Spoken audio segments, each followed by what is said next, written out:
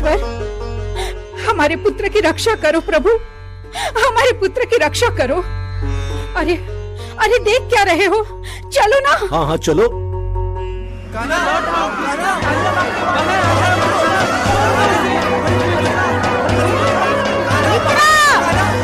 आप चिंता ना करो, तनिक ठहरो। कान्हा, कान्हा, हे प्रभु, अरे अरे कोई है जो मेरे कान्हा को बचाए।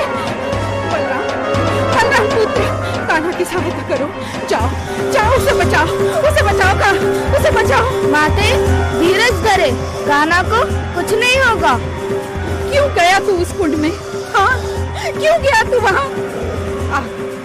आ तू बाहर आ, तुझे अच्छा पाठ पढ़ाती हूँ मैं।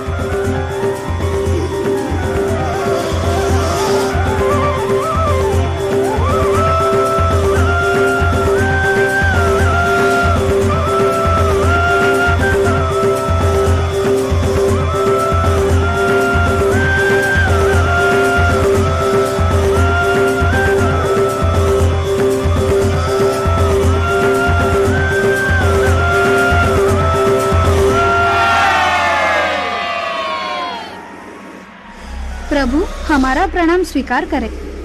आप कौन हैं? प्रभु, हम कालियानाग की पत्नियां हैं। हाँ प्रभु, आप अनंत अचिंत ऐश्वर्य के नित्य निधि हैं। आप समस्त प्राणियों और पदार्थों में विद्यमान हैं। आपका स्वरूप अपराकृत दिव्य चिन्मय है। प्रभु, आप ही प्रद्युम्न और अनिरुद्ध हैं।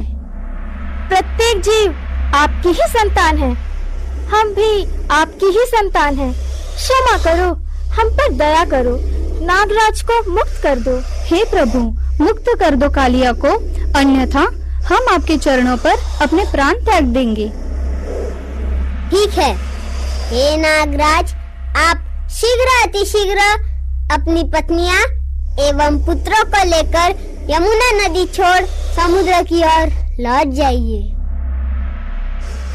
आप गरुड़ के भय से यहाँ आए थे ना, किंतु अब गरुड़ आपके शीश पर हमारे चरण कमल चिन्ह देख गरुड़ आपको कुछ नहीं करेगा। अब आप मुक्त हो जाइए। प्रभु, आप अत्यंत दयालु हो, आपकी जय हो।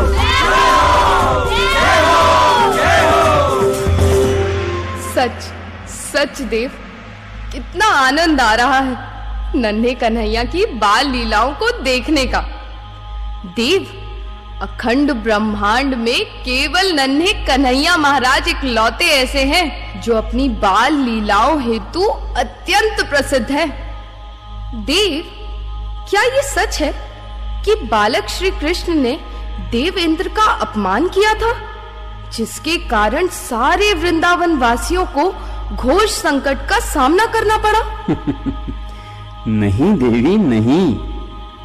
कृष्ण कन्हैया ने कभी किसी का कोई अपमान नहीं किया। आओ, हम आपको विस्तार से सुनाते हैं क्या वार्ता है। एक बार की बात है, ब्रज में प्रतिवर्ष दीपावली के दूसरे दिन देवराज इंद्र की प्रसन्नता हेतु नंद बाबा और सभी गोप यज्ञ की तैयारी कर रहे थे। तब अचानक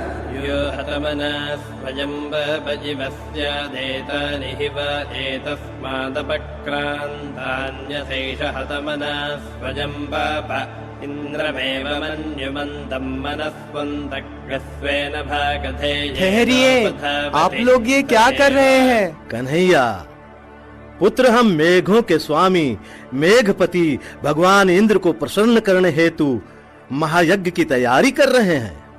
मनुष्य को खेती आदि को जल देने वाले भगवान इंद्र ही तो है। पिताश्री, मनुष्य अपने कर्म के अनुसार ही पैदा होता है और उसे उसके कर्म के अनुसार ही सुख दुख प्राप्त होते हैं।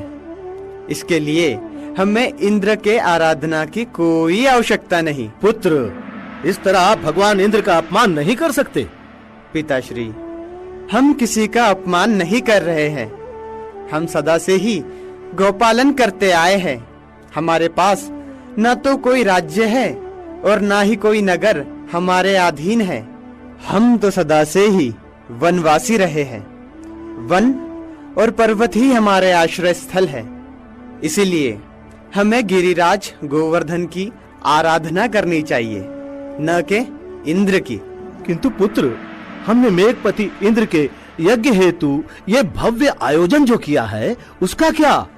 पिताश्री, इंद्र यज्ञ हेतु हमने जो सामग्री एकत्रित की है, उसी से हमें गिरिराज गोवर्धन की आराधना करनी चाहिए। हे ब्राह्मण गणों, हमें मेघपति इंद्र की पूजा तत्काल स्थगित करनी चाहिए और गोवर्धन पर्वत की आराधना आरंभ करनी चाहिए।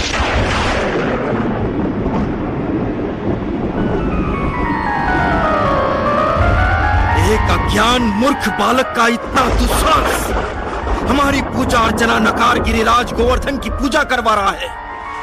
उन जंगली ग्वालों को एक बालक पर इतना घमंड हो गया है कि वह साक्षात देवराज इंद्र का अपमान कर रहे हैं। मूर्ख बालक अपने आप को महाज्ञानी समझता है। लो, बच सको तो बचो मेरे वार से।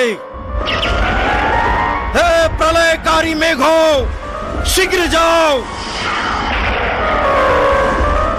और उन ग्वालों का अभिमान चकनाचूर कर दो।